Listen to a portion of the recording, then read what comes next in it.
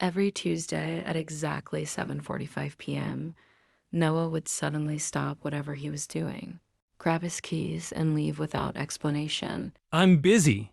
Or I'll explain later. I watched him park near an empty field and disappear into the darkness carrying a folded piece of paper. 20 minutes later, he returned looking emotional, as if he had been crying. Then once, when looking in his car, I found a receipt in his car for flowers he had never given me.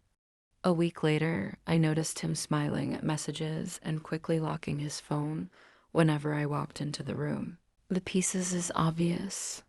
He is cheating on me. Secret trips, hidden messages, flowers, lies. I was convinced he was seeing someone else.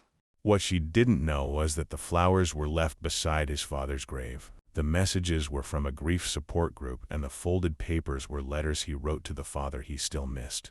By the time she learned the truth, she had already destroyed the person she thought had betrayed her. Subscribe for part 2.